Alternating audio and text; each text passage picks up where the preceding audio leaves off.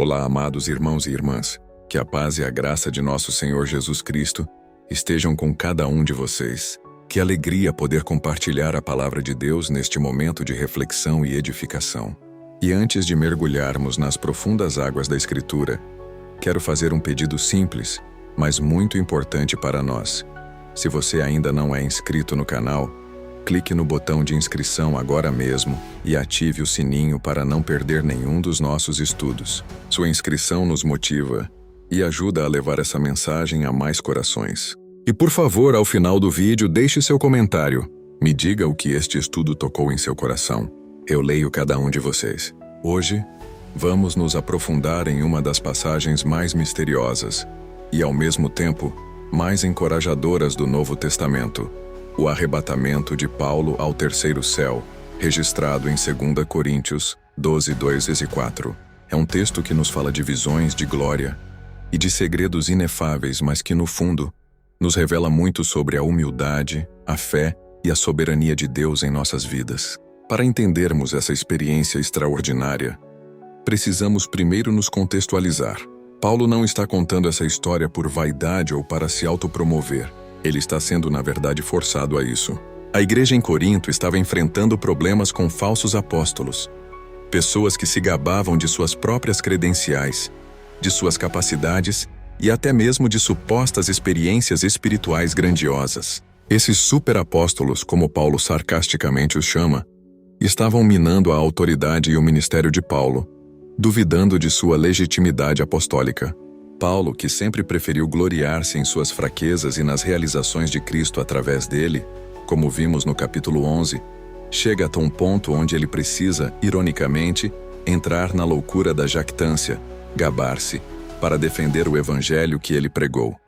Ele lista seus sofrimentos, suas prisões, seus naufrágios, suas perseguições. Uma lista impressionante de fraquezas que, para ele, eram as verdadeiras credenciais de um apóstolo fiel. Mas mesmo nessa defesa, ele não quer que a glória seja para si mesmo. E é nesse contexto que ele decide compartilhar algo que ele guardou em segredo por 14 anos. Ele não fala de "eu, Paulo, fui arrebatado", mas sim de "conheço um homem em Cristo que..." Ele fala de si mesmo na terceira pessoa, para distanciar sua pessoa da revelação, garantindo que toda a honra e foco permaneçam na experiência divina, e não no mérito humano. Ele quer mostrar que as maiores revelações vêm de Deus e não dependem do status de quem as recebe. Pense nisso. A maior experiência espiritual da vida de Paulo, a de ter vislumbrado a própria glória celestial, ele aguardou por quase uma década e meia. Isso já é um ensinamento poderoso sobre a maturidade espiritual. A verdadeira profundidade não se manifesta enquanto você grita suas experiências, mas em quão profundamente a experiência o transformou no secreto. A passagem diz: "Conheço um homem em Cristo que há 14 anos, se no corpo não sei, se fora do corpo não sei, Deus o sabe, foi arrebatado ao terceiro céu." 2 Coríntios 12, 2. O terceiro céu. O que isso significa? Na cosmologia judaica da época, havia diferentes céus. O primeiro céu era a atmosfera, o céu das aves, das nuvens. O segundo céu era o espaço sideral, o céu das estrelas, da lua, dos planetas. E o terceiro céu era o lugar da habitação de Deus, o paraíso, a própria presença divina. Ao dizer terceiro céu, Paulo está afirmando que este homem, ele mesmo, foi levado para a própria glória. Ele não foi a um lugar no espaço. Ele foi à dimensão da eternidade, onde a presença de Deus se manifesta em sua plenitude. E por que Deus daria uma revelação tão grandiosa a Paulo? Porque o ministério de Paulo, como apóstolo dos gentios, era único e enfrentava resistência constante. Deus, em sua soberania, o preparou para as lutas, dando-lhe uma certeza inabalável da realidade e da glória daquilo que ele pregava. A visão não era para torná-lo arrogante, mas para capacitá-lo a perseverar na pregação do Evangelho, sabendo que a recompensa é infinitamente maior que qualquer sofrimento. A revelação é para a missão. Essa é a primeira grande lição para nós. Deus, em sua bondade, nos concede vislumbres de sua glória para nos capacitar em nossa jornada, especialmente quando a luta é intensa. Ele nos dá a certeza do futuro celestial, para que possamos viver o presente com fidelidade. No próximo bloco, vamos explorar o mistério desse arrebatamento e o que significa estar no paraíso. Fique conosco. Continuando nossa jornada, amados, estabelecemos o contexto. Paulo, compelido a defender seu apostolado contra os arrogantes de Corinto, revela uma experiência guardada por 14 anos. Seu arrebatamento ao terceiro céu. O cerne dessa experiência está nos versículos 2 e 4. Ele foi levado ao terceiro céu, e depois, especificamente, ao paraíso. A Bíblia usa esses termos, e há uma profundidade neles que precisamos meditar. O terceiro céu, como mencionamos, é o lugar da habitação de Deus, a dimensão da glória. E o termo paraíso, do grego paradeisos, tem uma origem persa que significa jardim cercado ou parque real. No Antigo Testamento, ele é frequentemente usado para se referir ao jardim do Éden. Ao ligar o terceiro céu ao paraíso, Paulo está nos dizendo que ele experimentou uma restauração da comunhão perfeita e imediata com Deus, a mesma que Adão e Eva desfrutavam antes da queda. Pense no significado disso. O paraíso é o lugar onde a maldição do pecado não tem poder. É a ausência de dor, de lágrima, de luta e, acima de tudo, a presença manifesta do Criador. Para Paulo, que vivia uma vida de constante sofrimento e perseguição, ele estava sendo chicoteado, apedrejado, naufragado. Este vislumbre não foi apenas um evento espiritual, foi um descanso na glória. Foi a promessa de seu ministério cumprida em uma prévia gloriosa.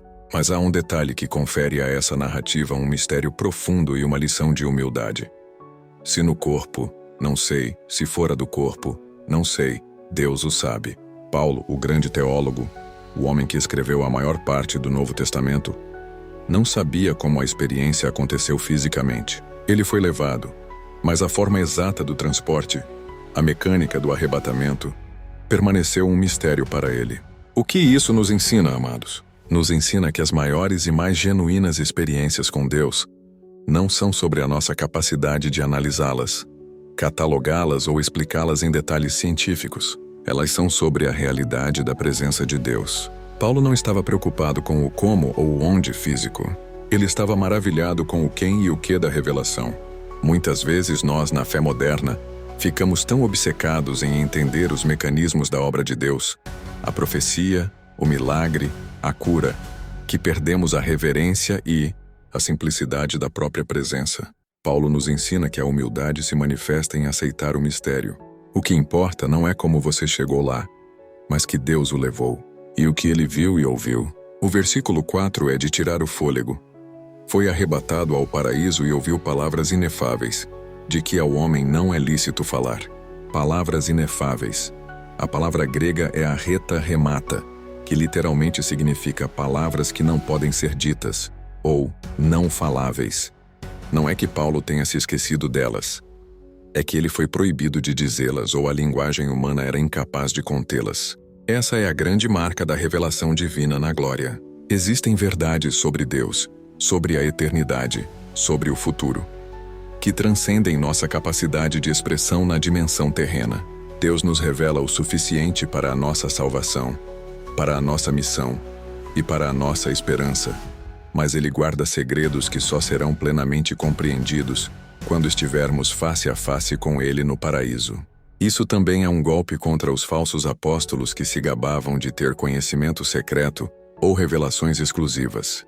Paulo diz: eu estive lá, eu vi a glória, eu ouvi coisas que não posso nem devo contar. Sua retenção é a maior prova de que sua experiência era real. Os charlatães se apressam em contar tudo e até inventam.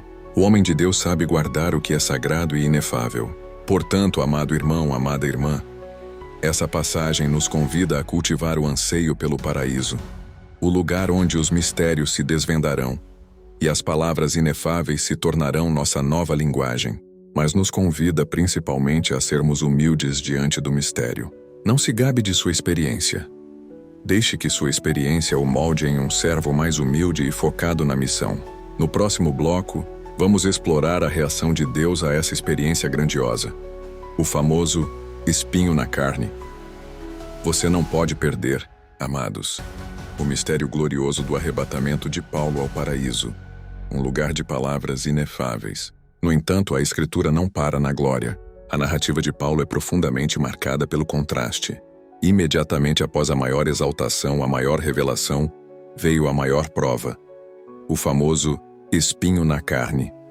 O texto de 2 Coríntios 12:7 nos diz: E, para que não me exaltasse sobremaneira pelas grandezas das revelações, foi-me posto um espinho na carne, mensageiro de Satanás, para me esbofetear, a fim de que eu não me exalte. Aqui está uma das maiores lições de teologia e vida prática de toda a Bíblia. Deus tem um propósito soberano e claro ao permitir o sofrimento, especialmente após grandes momentos de bênção ou revelação. O propósito de Deus é impedir a exaltação. Paulo não era um homem comum. Ele era um gigante espiritual, com um intelecto brilhante e um chamado incomparável. Ele tinha visto o céu. Se qualquer pessoa tivesse o direito de se orgulhar, seria ele. Mas Deus, em sua infinita sabedoria, sabe que a carne humana não suporta a glória sem se corromper pelo orgulho. O orgulho é o pecado original, a raiz de toda a queda. Ele é sutil e destrói o serviço e a comunhão. E o que era esse espinho? A Bíblia não é específica, e isso é proposital. Os teólogos debatem há séculos. Seria uma doença crônica? Problemas de visão, epilepsia, malária? Seria uma tentação persistente? Seriam as constantes perseguições de seus inimigos? Aqueles falsos apóstolos que o atacavam sem parar?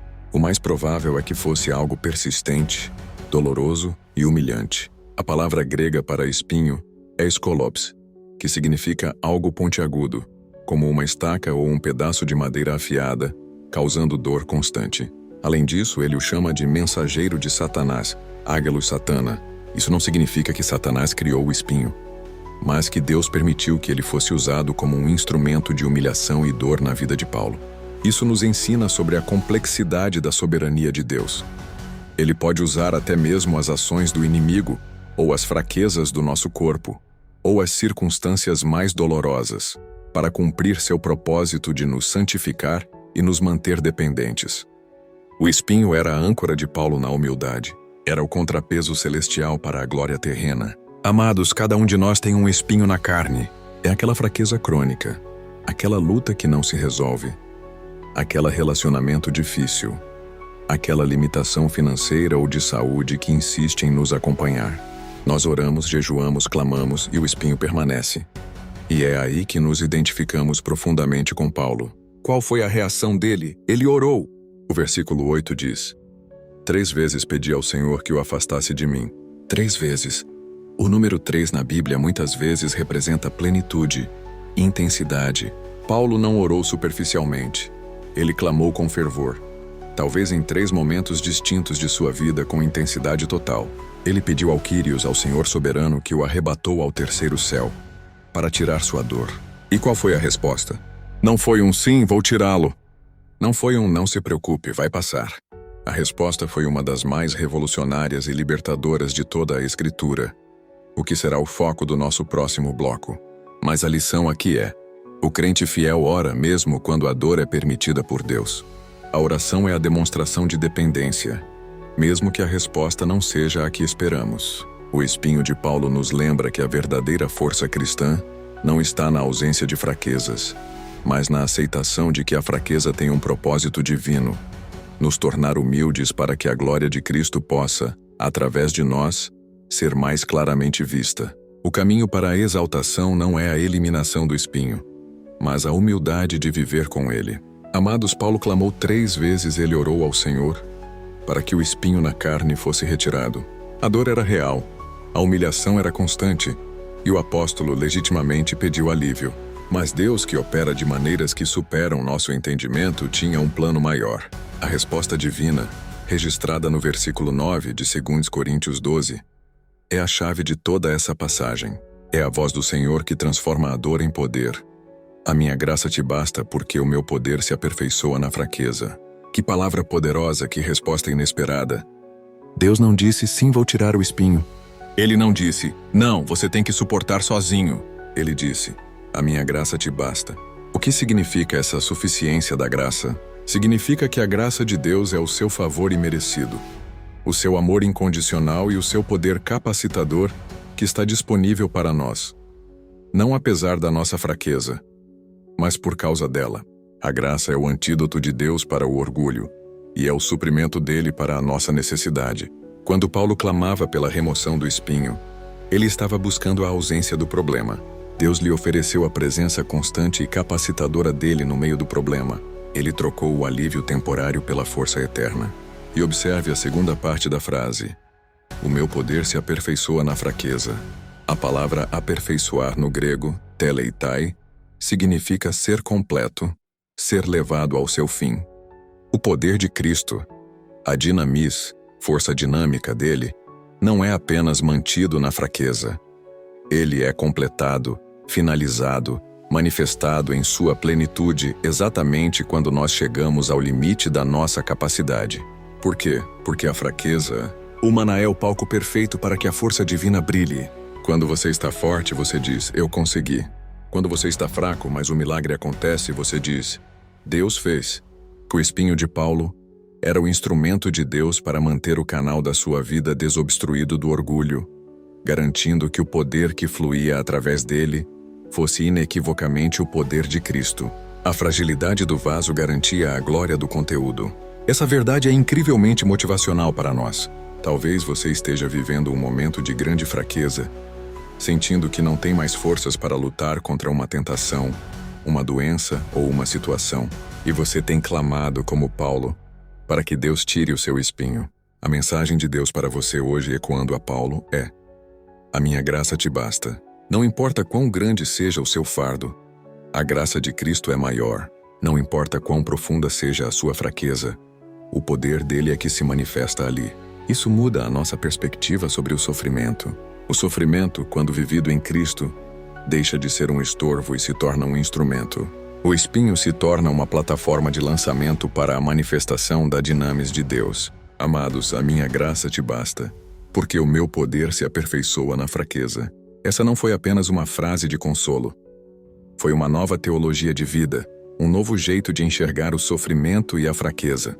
O resultado imediato dessa revelação divina foi a mudança radical na perspectiva de Paulo, registrada no versículo 10. Pelo que sinto prazer nas fraquezas, nas injúrias, nas necessidades, nas perseguições, nas angústias, por amor de Cristo, porque quando estou fraco, então sou forte. Observe a lista de Paulo. Fraquezas, as limitações pessoais, o espinho em si, injúrias ou afrontas, os insultos e a desonra que ele sofria, necessidades, a falta de suprimento material, a pobreza, perseguições, o ataque físico e a hostilidade dos inimigos do Evangelho, angústias, as aflições e os problemas que o oprimiam. Em vez de fugir dessas coisas, Paulo diz, sinto prazer. Eudoko no grego, que significa estar bem satisfeito, achar agradável. Como é possível um homem achar prazer no sofrimento? Não é um masoquismo espiritual, é uma visão transformada. Paulo não se alegrava no ato de sofrer, mas no propósito do sofrimento. Ele se alegrava porque essas adversidades eram o sinal inequívoco de que ele estava no caminho certo, vivendo por amor de Cristo, e eram a condição necessária para que o poder de Cristo repousasse sobre ele. O sofrimento, para Paulo, se tornou a prova de sua legitimidade apostólica e o catalisador do poder divino. Aqui está a aplicação prática e motivacional para a nossa vida. Muitas vezes, a nossa fé é testada nas áreas onde somos mais fracos. Você tem lutado com um temperamento difícil? Com uma doença que o limita? Com o constante ataque de fofocas no seu trabalho ou comunidade?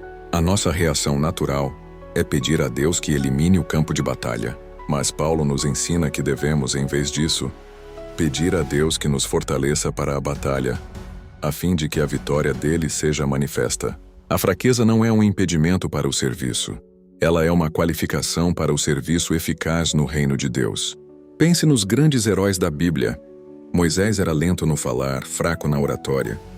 Mas Deus usou a sua fraqueza para mostrar que a palavra não era dele, mas do soberano.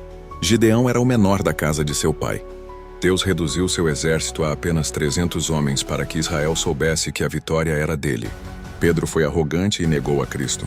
A humilhação de sua fraqueza o preparou para ser a rocha do Espírito Santo em Pentecostes. A sua fraqueza o torna disponível para o poder sobrenatural de Deus. Se você é forte o tempo todo, Deus não tem espaço para intervir de maneira gloriosa e inconfundível. E chegamos ao clímax dessa afirmação. Porque quando estou fraco, então sou forte. Este é o grande paradoxo do Evangelho. O mundo diz, supere sua fraqueza, mostre sua força. Jesus diz, reconheça sua fraqueza e eu lhe darei a minha força. A força de Paulo não estava em sua capacidade de pregar, escrever ou suportar. Estava em sua completa dependência do poder de Cristo. Quando ele estava no fundo do poço, ele estava mais perto do alto porque a única mão que podia alcançá-lo era a mão de Deus. Que possamos, amados, parar de esconder e lamentar nossas fraquezas e começar a vê-las com os olhos da fé. Seu espinho não é um erro de percurso, é um presente doloroso que o força a manter-se humilde e dependente do Senhor. Ele é o lembrete diário de que, se algo de bom está acontecendo através de você, é inteiramente a graça e o poder de Cristo. Amados, já percorremos a glória inefável do terceiro céu, a dolorosa necessidade do espinho e a revolucionária resposta de Deus, que levou Paulo a gloriar-se em sua fraqueza. Agora precisamos conectar esses pontos. Qual é a ligação entre a visão celestial de Paulo e o seu árduo serviço terreno? O arrebatamento ao paraíso não foi um fim em si mesmo. Não foi uma férias espiritual para Paulo. Foi um combustível e uma validação para a missão que o esperava. Pense na lógica de Deus. Por que dar a um homem uma visão tão profunda da glória, para que ele pudesse pregar o Evangelho com uma convicção inabalável? A visão garante a verdade da mensagem. Paulo pregava a ressurreição, a vida eterna e a glória futura. Ele anunciava um reino que não era deste mundo. Ao ter vislumbrado o terceiro céu, Paulo não estava falando de uma esperança vaga. Ele falava da realidade que ele tinha presenciado. A glória que ele pregava era a glória que o Senhor lhe permitiu ver, ainda que por um breve momento. Quando ele escreve aos Filipenses que a nossa pátria está nos céus, Filipenses 3:20, ele não está usando uma metáfora poética. Ele está afirmando um fato que ele comprovou. Essa certeza injetava uma autoridade sobrenatural em sua pregação, que o diferenciava dos falsos mestres que se apoiavam em filosofias humanas ou na própria eloquência. A fraqueza garante a fonte do poder. A experiência do paraíso poderia facilmente ter levado Paulo ao orgulho, tornando-o um apóstolo inacessível, arrogante e focado em si mesmo. Mas o espinho na carne o manteve humilde. O que vemos então é uma combinação perfeita. A certeza da revelação, o que pregar, unida à humildade da fraqueza, como pregar. Essa união permitiu que o foco do ministério de Paulo fosse sempre o poder de Cristo, e não a performance de Paulo. Em 1 Coríntios 2, 3, 4, ele diz: E eu estive convosco em fraqueza e em temor, e em grande tremor. A minha palavra e a minha pregação não consistiram em palavras persuasivas de sabedoria humana, mas em demonstração do Espírito e de poder. A fraqueza era a garantia de que a demonstração do Espírito era genuína. Amados, a nossa vida e o nosso serviço a Deus devem refletir essa mesma dinâmica. A nossa devoção secreta, o nosso terceiro céu, deve validar a nossa ação pública, o nosso ministério. Se você quer ser um servo eficaz e cheio de poder, não procure o poder em si mesmo, mas na dependência. Não tente eliminar todas as suas fraquezas para começar a servir. Comece a servir em suas fraquezas, permitindo que a graça de Cristo o capacite. A missão é o foco. Paulo não usou sua visão para se isolar em meditação mística. Ele usou sua visão para se lançar com mais fervor na pregação. O paraíso que ele viu é o destino que ele queria que todos alcançassem. Sua dor e sua glória o impulsionaram para as nações. Essa passagem nos convida a cultivar uma espiritualidade de equilíbrio. Precisamos dos momentos de terceiro céu. Aqueles tempos de profunda comunhão, oração intensa e estudo da palavra, que nos dão vislumbres da glória de Deus. Eles nos dão perspectiva. Eles nos lembram que a batalha terrena é temporária e a recompensa é eterna. Mas também precisamos aceitar o espinho na carne. As lutas que nos mantêm com os pés no chão, focados na humildade e na dependência de Jesus. A vida cristã não é uma fuga da realidade, mas uma realidade capacitada pela eternidade. Chegamos ao final deste profundo estudo sobre a experiência inefável de Paulo no terceiro céu e o propósito soberano de seu espinho na carne. Ao longo desses blocos vimos a glória da revelação, o mistério do paraíso a necessidade da humildade e o poder que se aperfeiçoa na fraqueza. A grande síntese de 2 Coríntios 12 é o glorioso lema da vida cristã. A minha graça te basta. Este texto é um convite radical à dependência total de Cristo e é profundamente motivacional porque tira o peso da performance de nossos ombros. Você não precisa ser perfeito para ser usado por Deus. Na verdade, Deus prefere usar vasos imperfeitos, limitados e fracos, para que a glória seja inequivocamente dele. O desafio de hoje: 1. Aceite seu espinho. Pare de lutar contra a sua fraqueza com suas próprias forças.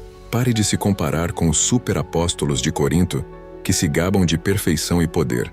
Identifique o seu espinho, a área que o humilha, o limita ou o fere, e entregue-o a Deus. Peça a Ele, não para removê-lo, embora Ele possa fazer isso, mas para lhe dar a graça suficiente para viver com Ele. O espinho não é um impedimento, é um lembrete constante da sua graça. 2. Abrace o paradoxo.